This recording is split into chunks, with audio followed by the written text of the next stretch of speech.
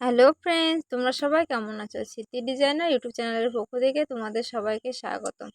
তো আজকে দেখো আমি তোমাদের পাটিয়ালি প্যান্টের কোমর পট্টি আর প্যান্টটা পুরোটা দেখাবো। তো প্যান্টটা দেখো, আমি দুটো কোমর পট্টি কাপড় জয়েন করে নিয়েছি। এবার অনেকে বলো যে দড়ির মানে দড়ি ঢুকানোর যে রাস্তাটা ওটা মানে ভালো হয় না। তো দেখো আমি যেভাবে করে নিয়েছি, দুটো কাপড় দুদিকে সরিয়ে সেলাই করে নিয়েছি। তো ওইভাবে সেলাই করে নিয়ে 1 ইঞ্চি থেকে 2 সুত পরিমাণ সেলাই করে নেবে, কোমর পট্টিটা রেডি করে নেবে। তো রেডি করে নিলে রেডি হয়ে যাবে। তারপরে দেখো প্যান্টের 6টা পার্ট থাকে, ছোট ছোট পার্টগুলো জয়েন করে নেবে। নেওয়ার পরে দেখো আমি এখানে পট্টির কাপড় জয়েন করছি।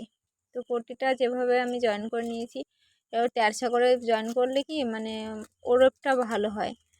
তো এইভাবে দুটো পায়ের পট্টিগুলো জয়েন করে নিয়ে পট্টিটাও জয়েন করে নিচ্ছি দেখো। তো তোমরাও এভাবে জয়েন করে নেবে, নিয়ে প্যান্টের পাটা তখন রেডি করে নেবে। তো প্যান্টের পা রেডি করতে গেলে তো বক্রমের প্রয়োজন হবে।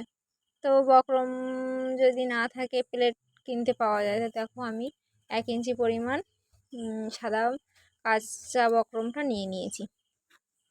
তো কাপড় দিয়ে আমি ওটা সেলাই করে নিচ্ছি, নিয়ে নর্মালি দেখো পায়ে বসিয়ে মানে প্যান্টের কাপড়ের সঙ্গে বসিয়ে নিয়েছি।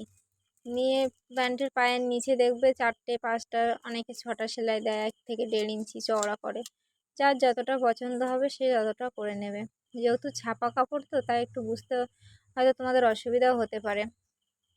তো এভাবে সেলাই করে নেওয়ার পর আর আমরা পায়ের মোড় হচ্ছে 6.5-এর 2 সুত হবে। তো আমি সেইভাবে মেপে দেখো সেলাইটা করে নিচ্ছি।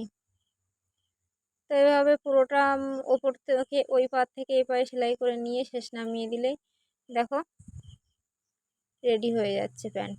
তো পরে আমি দুটো ডবল সেলাই দিয়ে নিলাম। নেওয়ার পরে তোমাদের কোমর পট্টির কুচিটা দেখানো হয়নি, তো ভাবলাম তাহলে। আর আমি লাস্টে কোমর পট্টিটা দিই বেশিরভাগ, আগে আমি পাটা করে নিই। তো দেখো আমি ছোট ছোট কুচি হবে, পাটালি প্যান্ট কিন্তু ছোট ছোট কুচি দিতে বলেছে।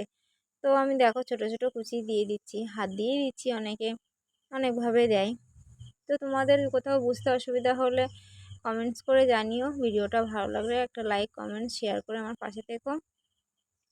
আর কোথাও যদি বুঝতে অসুবিধা হয় আর ভিডিওটা কেমন লাগলো সেটাও জানিও। ভালো থেকো, টাটা বন্ধুরা।